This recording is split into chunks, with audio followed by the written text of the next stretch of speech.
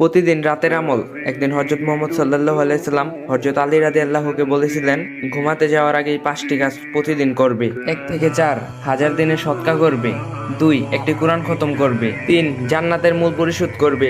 4 দুজন ব্যক্তি যদি দুজনের উপর রাগ করে থাকে তাহলে তাদের সেই রাগ ভাঙিয়ে তাদেরকে খুশি করে তুলবে। একবার হজ করবে, তারপর ঘুমাতে যাবে। হযরত আলী রাদিয়াল্লাহু তখন বলেছেন, হে রাসূল, এটা তো মনে হচ্ছে অসম্ভব, আমি এই 5টি কাজ কিভাবে করব? তখন হযরত মুহাম্মদ সাল্লাল্লাহু আলাইহি সাল্লাম বলেছেন, সূরা ফাতিহা 4 বার পড়লেই 4000 দিনের সদকা করার সমপরিণাম সওয়াব পাবে। সূরা ইখলাস 3 বার পড়লে একটি কোরআন খতমের সওয়াব পাবে। 3 বার যে কোনো একটি দুরূদ শরীফ পড়বে, তাহলে জান্নাতের মূল পরিশোধ করার সমপরিণাম সওয়াব পাওয়া যাবে। যেমন সবচেয়ে ছোট দুরূদ শরীফ হচ্ছে সাল্লাল্লাহু আলাইহি ওয়াসাল্লাম। যে কোনো ইস্তিগফার বা আস্তাগফিরুল্লাহ 10 বার পাঠ করলে দুজন অখুশি মানুষকে খুশি করার সম্পূর্ণ সওয়াব পাবে। সর্বশেষ কালেমা শাহাদাত 4 বার পাঠ করলে একটি হজের সম্পরিণাম সওয়াব পাওয়া যাবে। আর যদি ভিডিওটা ভালো লাগে অবশ্যই কপি লিংক আর শেয়ার করে দিবেন।